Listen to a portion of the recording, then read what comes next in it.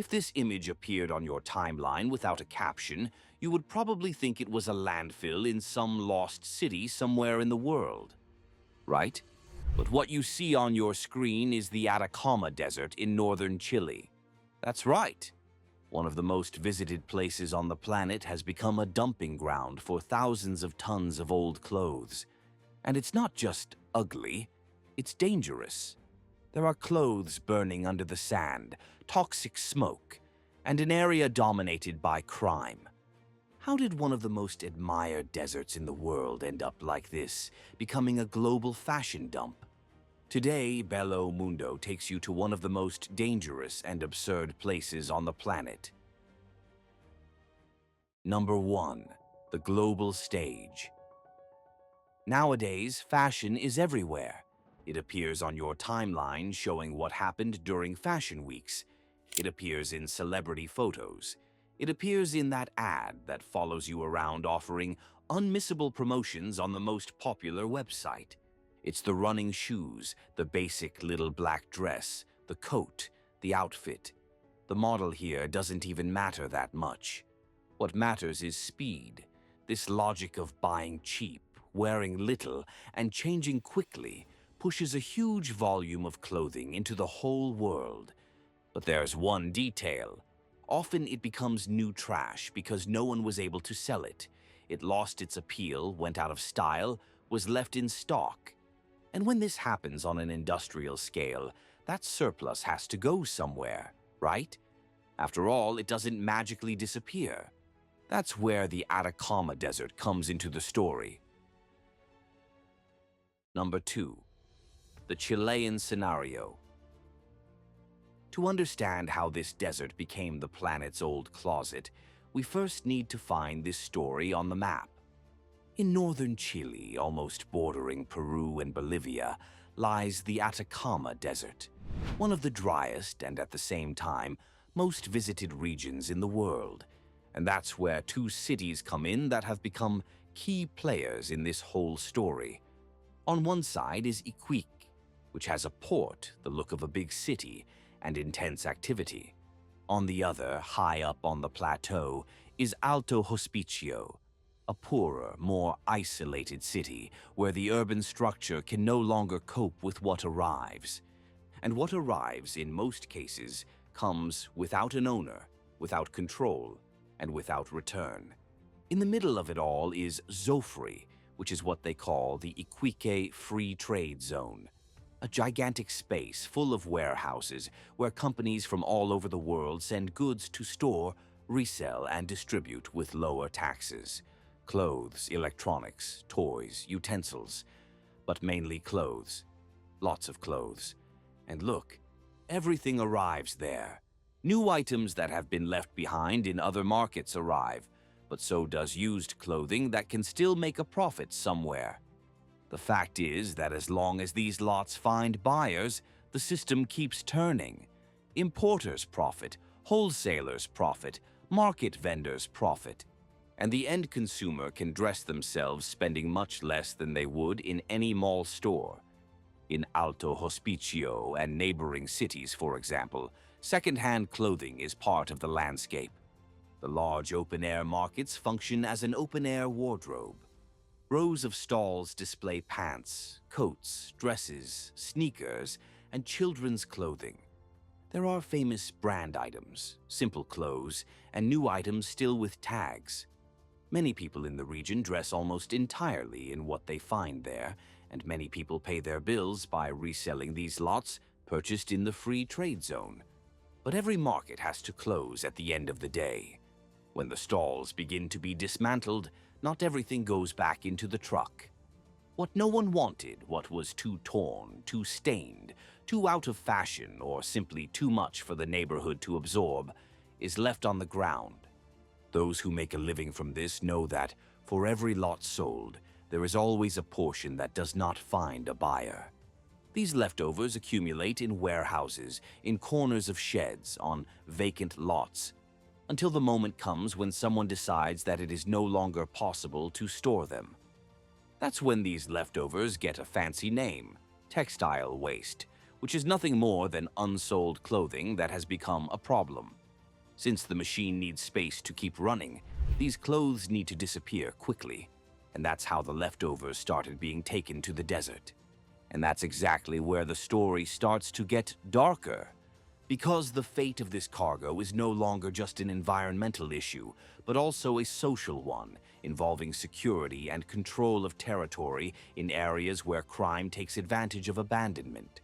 But we'll show you that part in a moment, because it may be the heaviest part of the video, and you're going to be shocked.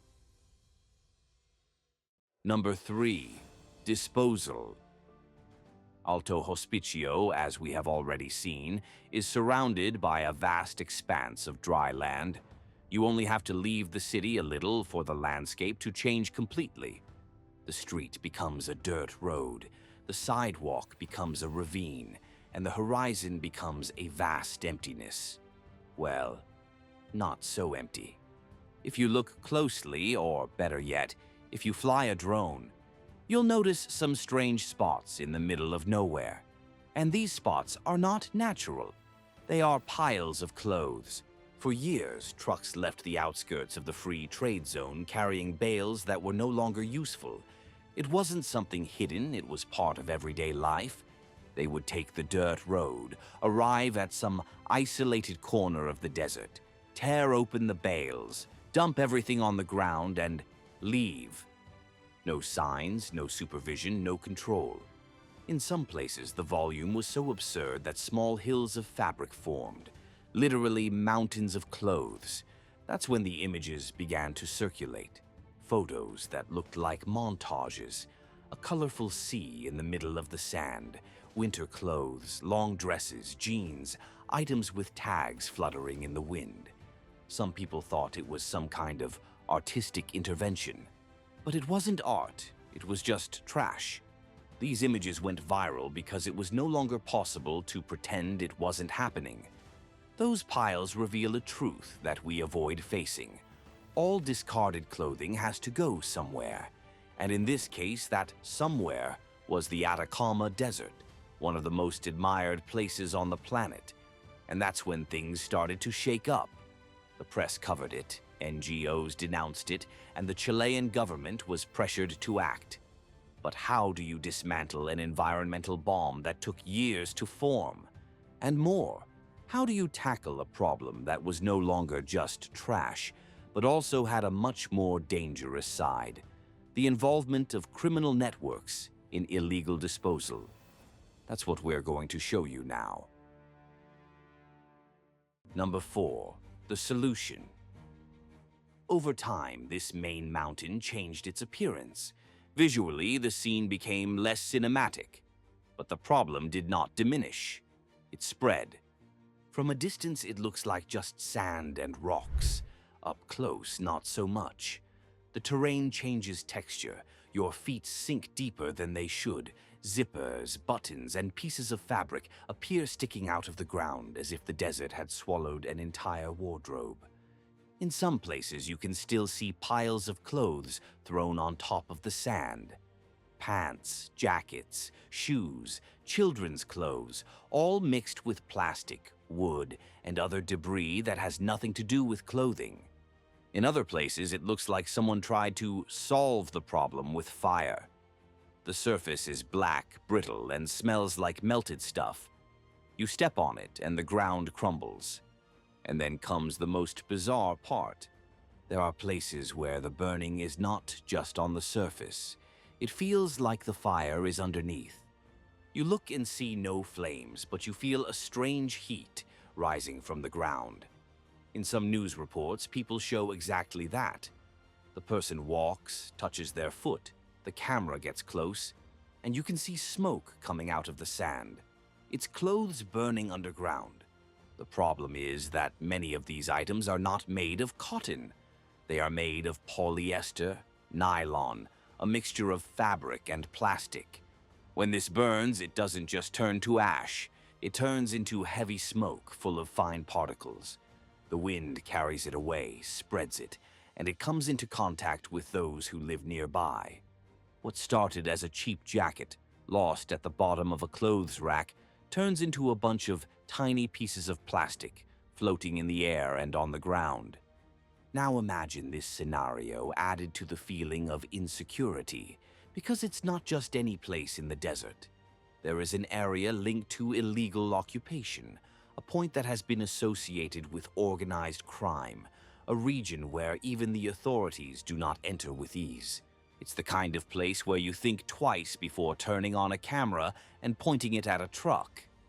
There are reports of trucks arriving loaded, noticing that people are filming, and immediately turning around.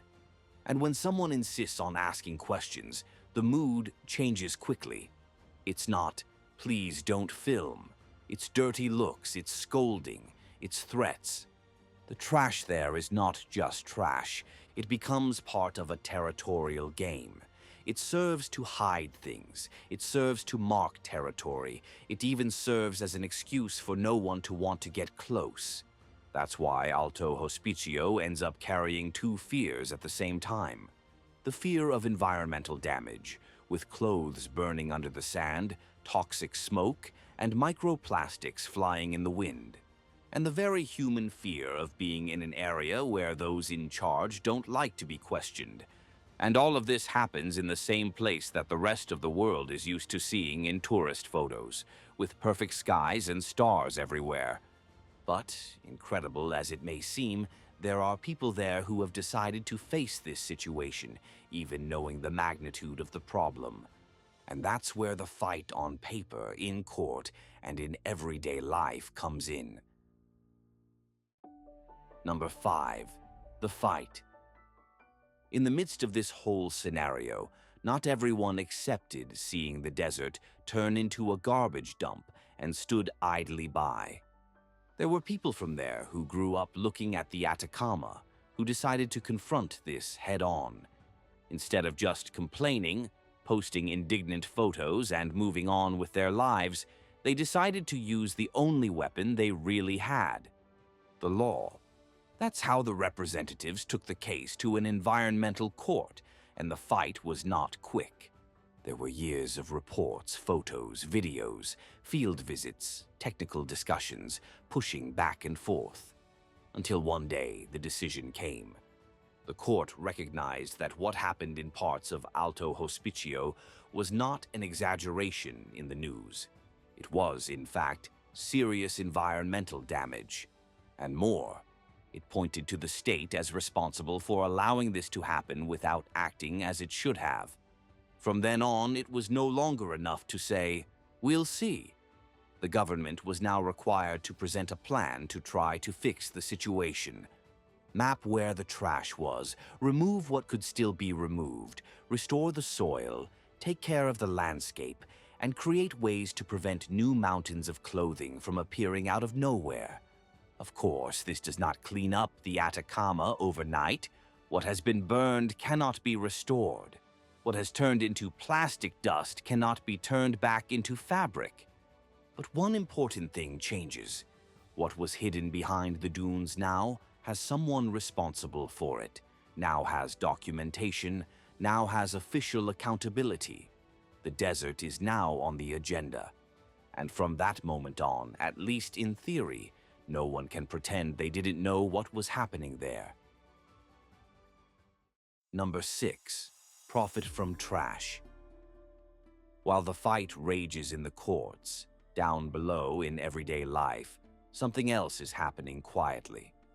There are people who look at that mountain of clothes and don't just see a problem, they see an opportunity.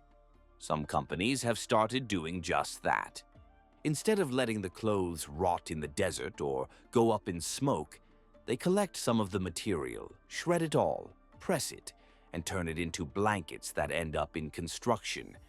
They become thermal insulation, acoustic insulation, material to put inside walls and roofs. What was once trash in the sand suddenly becomes part of a house. In other corners of the city, the response comes on a smaller scale, but with the same logic. Artisans and seamstresses rummage through lots that were destined for disposal, separate sturdier jeans, pieces of jackets, fabric that can still hold up, and begin to reinvent everything. Old pants become bags, A dismantled coat becomes a backpack. Shirts that were going to the trash come back as new clothes with a different look, a different cut, a different story. Number 7. The future. Even with all this happening, there is one thing that doesn't add up. No matter how many recycling projects, creative reuse initiatives, and new textile processing plants appear, the volume of clothing entering this global cycle is still enormous. Every year, tens of thousands of tons arrive at ports and free trade zones. Some of it is sold, some of it is used, and some of it even gets a second or third life. But there is always too much left over. As long as this imbalance exists, there will always be the temptation to choose the quickest and cheapest way to get rid of the excess. Ultimately, Alto Hospicio and the surrounding desert have become a mirror of a logic that is not Chilean. It is global. The logic of buying cheap, using little, and replacing quickly without thinking about where the road ends for that item you call old. On paper, it's just a shirt you're tired of. On the map, it's just another point adding to the surplus. And there's another detail that helps explain why this problem seems endless. The clothes that arrive in Alto Hospicio don't come from just one country. It comes via routes that pass through the United States, European countries, distribution centers in Asia, and other corners of Latin America. At each point along the way, someone profits a little, clears inventory, and makes room for the next collection. But the full bill only appears later, when everything that didn't work out becomes a pile of unsold fabric. When a shipment arrives at the free trade zone, no one stamps the box to indicate where each item came from. What arrives is counted in bales and tons. Everything goes into the same circuit. The same warehouse can store a coat that was once in a New York store window, a dress that was left unsold in a Madrid store, a promotional t-shirt from an event that no one remembers anymore. Everything mixed together, everything repackaged, everything sold again, until it's no longer a good deal. That's why it's so difficult to pinpoint a single villain in this story. The clothes that end up burning under the sand of the Atacama have passed through so many different hands that responsibility is fragmented. There are factories producing more than they need. There are brands changing their collections too quickly.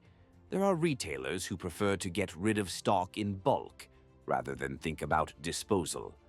There are resellers who just want to turn over merchandise. And there is also the state, which was slow to inspect, to create tougher rules, and to offer real alternatives. Even when new laws or large-scale recycling plans appear, there is a huge delay between what is written and what happens on the desert floor.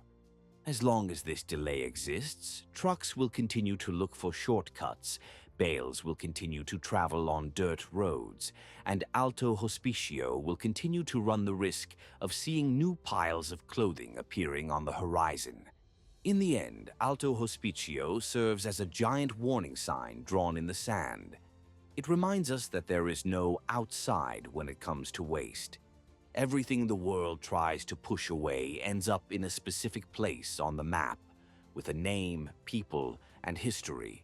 If we don't start looking at this now, in a few years there will be many other deserts, valleys, and beaches competing for the sad title of the world's garbage dump. And perhaps when that day comes, the planet will finally understand that the price of that cheap shirt was much higher than the number written on the label. So, what shocked you most about this story of a desert full of clothes? Was it seeing a snow jacket in the middle of the Atacama, the burning under the sand, the crime using trash as a backdrop, or realizing that part of it all starts in our own closet? Tell us in the comments. We always read them.